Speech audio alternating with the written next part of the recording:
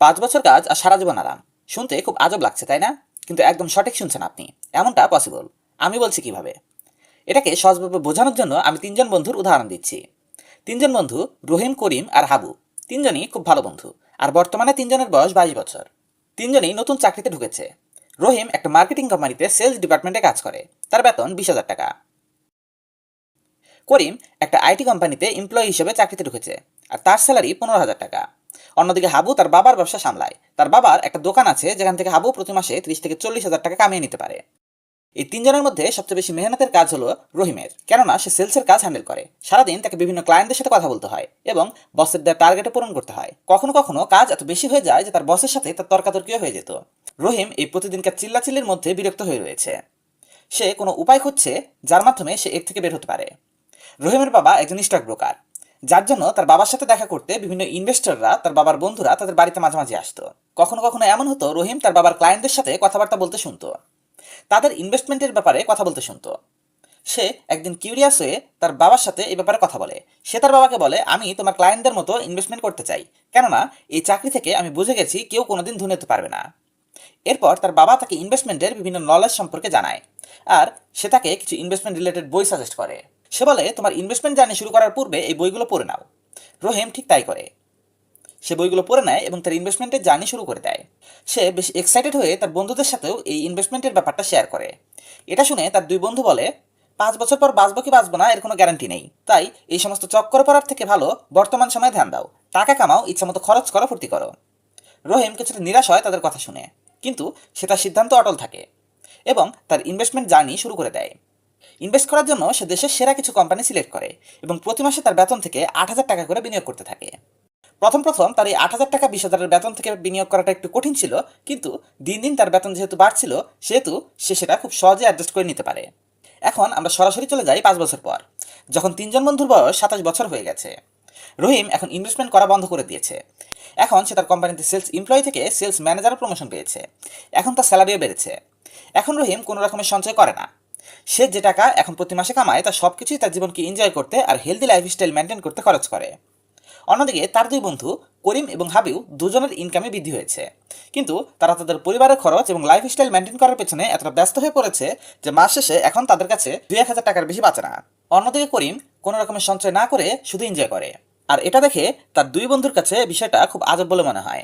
করিম হাবুকে বলে, ভাই, আমার মনে হয় আমারও ইনভেস্টমেন্ট করা উচিত ছিল রহিমের মতো, তাহলে আমরাও রহিমের মতো এখন আরামে থাকতে পারতাম। হাবু এবারও করিমকে ধমক দিয়ে বলে, তুই আবার এর চক্করে পড়তে যাচ্ছিস কেন? রহিমের বাবার কাছে অনেক টাকা আছে, অবশ্যই তার থেকে টাকা নিয়ে সে এত খরচ করে। এটা বলে হাবু চলে যায়।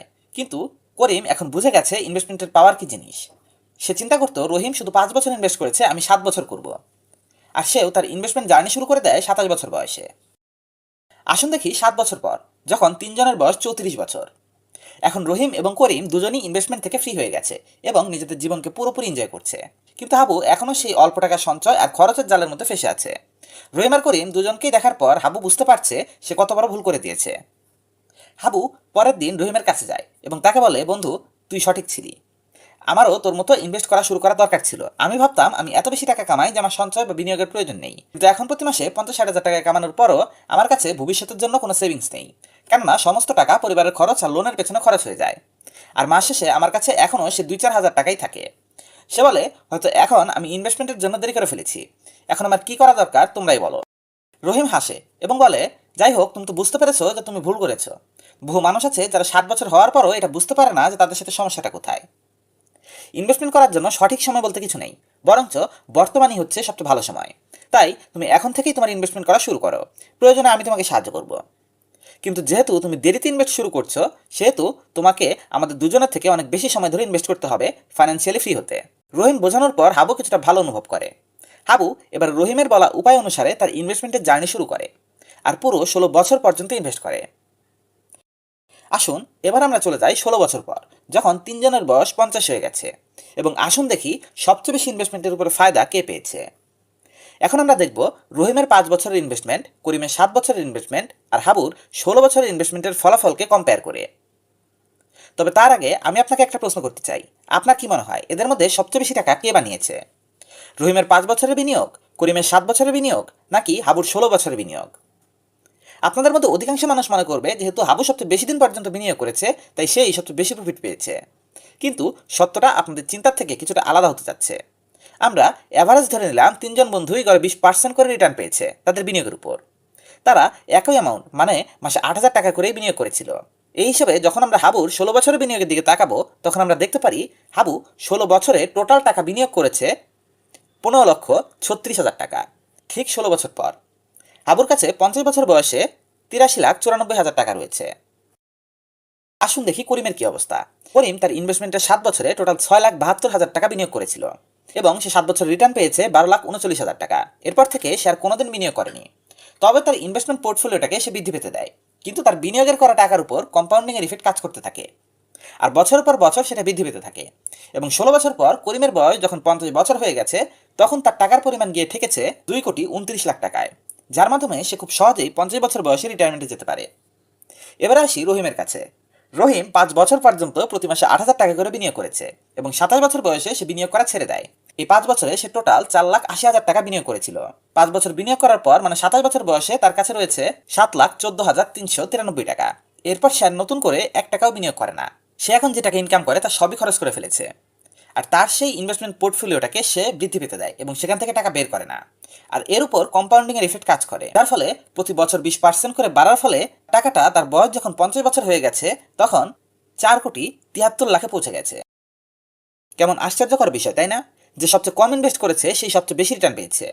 যদি আপনি এখানে একটু ভালোভাবে খেয়াল করেন তবে আপনি বুঝতে পারবেন হাবু সবচেয়ে বেশি সময় ধরে বিনিয়োগ করেছে আর তার রিটার্নের পরিমাণ কিন্তু একই ছিল বাকিদের মতো 20%, কিন্তু সে বাকি দুজনের থেকে অনেক কম টাকা কামিয়েছে। এর পেছনে কারণ কি? এর পেছনে কারণ হলো সময়। যেহেতু হাবু লেট ইনভেস্টমেন্ট শুরু করেছিল সেহেতু সে তার ইনভেস্টমেন্টের উপর কম্পাউন্ডিং এর ফায়দা তুলনামূলক কম পেয়েছে। যদিও বাৎসরিক রিটার্ন সেও বাকি দুজনের মতোই 20% করেই পেয়েছিল, কিন্তু এখানে রহিম পুরো গেমটাকেই চেঞ্জ করে দিয়েছে, কারণ সে ইনভেস্টও করেছে সবার কম মাত্র 4,80,000 টাকা, আর রিটার্নের দিক থেকে সে হাবুর থেকে 4 গুণ বেশি পেয়েছে। হাবুর থেকে সে পুরো 4 কোটি টাকা বেশি পেয়েছে। করিমের থেকে সে পুরো 2 কোটি টাকা বেশি রিটার্ন পেয়েছে। এখানে সময় অনেক বড় ভূমিকা পালন করে আপনার টাকাকে কম্পাউন্ড করতে। আর যে মানুষগুলো এটা যত কম বয়সে বুঝতে পারে সে মানুষগুলোর জন্য টাকা তাদের গোলাম হিসেবে কাজ করে, আর যারা একে দেরিতে বুঝতে পারে তাদের বাধ্য হয়ে টাকার গোলাম হিসেবে কাজ করতে হয়। এই স্টোরিটা থেকে আমরা কিছু লার্নিং পাই। একজন ভালো ইনভেস্টর হওয়ার জন্য এটা বোঝাটা খুব জরুরি। প্রথম লেসনটি হলো start investing as early as possible. একজন ব্যক্তি যে কম বয়সে ইনভেস্টমেন্ট শুরু করে সে সবসময় 2 পা এগিয়ে থাকবে ওই ব্যক্তির থেকে যে লেটে ইনভেস্টমেন্ট শুরু করেছে। দ্বিতীয় ব্যক্তি বেশি টাকা ইনভেস্ট করলেও প্রথম ব্যক্তিকে সে হারাতে পারবে না। নাম্বার 2, অটোমেট এর ইনভেস্টমেন্ট প্রসেস। আপনার ইনভেস্টমেন্ট প্রসেসটিকে অটোমেট করুন এবং কম্পাউন্ডিং এর শক্তিকে বোঝার চেষ্টা করুন। রহিম এই কথাটা শুরু থেকেই জানতো, আর তাই সে তার কেরিয়ারের শুরুতে মাত্র 5 বছর বিনিয়োগ করে আর বাকি কাজ কম্পাউন্ডিং এর উপর ছেড়ে দেয়। কিন্তু বাস্তবতা হলো অধিকাংশ মানুষ 5 বছর ডিসিপ্লিনের সাথে বিনিয়োগ করতে পারে না, কেননা 5 বছরও একটা লম্বা সময় হয়। আর এই সময়ের মধ্যে আমাদের জীবনে অনেক চড়াই উতরাই আসতে থাকে যেটা আমাদের সিদ্ধান্তগুলোকে দুর্বল করে দেয়। আর অধিকাংশ মানুষ তাদের ইনভেস্টমেন্টকে মাঝ পথেই ছেড়ে দেয়। এই ব্যাপারে রবার্ট টি কিওসাকি তার বই রিচ ড্যাড পুয়ার ড্যাডে খুব ভালো একটা পরামর্শ দিয়েছেন। তিনি বলেছেন আপনি মাসের শুরুতে ইনভেস্ট করুন, এতে আপনি ইনভেস্টমেন্ট জার্নিতে অটল থাকতে পারবেন এবং সিদ্ধান্তহীনতায় ভুগবেন না। Lesson number 3, learn continuously. দেখুন, আমরা যে ফিল্ডেই সফলতা চাই না কেন এর জন্য আমাদের ওই ফিল্ডের ব্যাপারে নলেজ থাকা জরুরি, আর এটা আমরা শেখার মাধ্যমে জানতে পারি। আর নলেজ সময়ের সাথে সাথে কম্পাউন্ড হতে থাকে টাকার মতো। রহিমের বাবা তাকে কিছু বই পড়তে দিয়েছিল এবং সেগুলো পড়ার পরেই তাকে ইনভেস্ট করতে বলেছিল, আর এই জন্যই সে সঠিক ডিসিশন নিতে পেরেছিল। যদি আপনিও চান আপনি ফাইন্যান্সিয়াল রিলেটেড এমন লার্নিংগুলো সবসময় পেতে থাকবেন তবে আপনি এই চ্যানেলটিকে সাবস্ক্রাইব করে রাখতে পারেন, কেননা এখানে একদিন পর পর আমি ফাইন্যান্স রিলেটেড নতুন নতুন কনসেপ্ট আপনাদের সামনে ডিসকাস করি।